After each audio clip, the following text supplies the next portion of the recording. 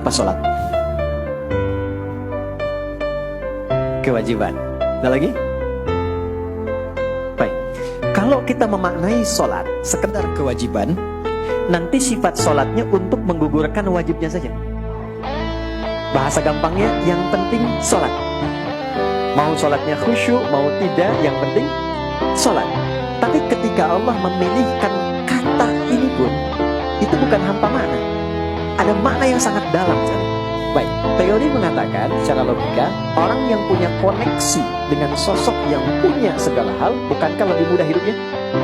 Maka kalau kita terkoneksi dengan Allah, kita mudah mengakses semua hal yang kita harapkan tadi. Nah, dalam bahasa Arab, mengoneksikan sesuatu sehingga tersambung kuat dan sulit dilepaskan, itu disebut silah namanya. Silah. Ya. Masih teman-teman ingat kalau kita kumpul-kumpul tuh suka disebut apa namanya? Silaturahim kan? Nah, kenapa menggunakan kata silah?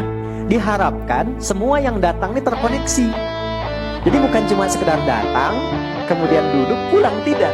Diharapkan kenal, ini teman siapa, si fulan dari mana. Kalau ada yang punya kesulitan, bisa dibantu gugur kesulitannya. Kalau ada yang gelisah, pulang jadi tenang, pulang saling mendoakan. Itulah yang disebut silah. Nah, jika kita ingin merubah kata ini dengan koneksi yang sangat kuat dalam bentuk ibadah yang terpola caranya awal sampai akhir, maka rubah kalimatnya dari silah menjadi sholat.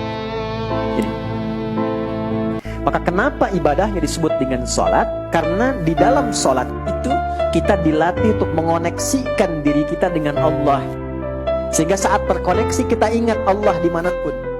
Kalau sudah ingat, terjaga oleh Allah. Orang yang kalau minum ingat Allah, tidak mungkin minum minuman yang tidak disukai Allah. Ada orang mabuk baca bismillah? Gak ada. Orang kalau ingat Allah gak akan menipu. Orang kalau ingat Allah gak mungkin keluar masjid tertukar sendal. Itu gak mungkin tuh. Ya kan? Orang kalau ingat Allah gak akan menyakiti, karena ingat. Nah, ini yang dimaksudkan Quran surah ke-20 ayat ke-14. Ini konsep dasarnya ini. Ya, innani anallahu la ilaha illa ana fa'budni. Akulah Allah yang menguasai segalanya, satu-satunya Tuhan yang punya semua akses dalam kehidupan. Maka kalau Anda ingin mendapatkan semua kemudahan, fa'budni, terhubunglah denganku, mendekat kepadaku. Gimana caranya ya Allah? Wa aqimis shalah, tunaikan salat untuk mengoneksikan dirimu li dzikri, supaya engkau tersambung denganku. Ini dengan Allah. Jelas? Nah, karena itulah dalam salat ketika kita tersambung, kita mengungkapkan semua harapan-harapan kita, termasuk mencurahkan kesulitan-kesulitan kita, sehingga kita meminta solusi. Bukankah dalam salat kita mengatakan iyyaka na'budu wa iyyaka nasta'in? Perhatikan baik-baik. Ini janji yang disampaikan oleh Allah melalui lisan Nabi.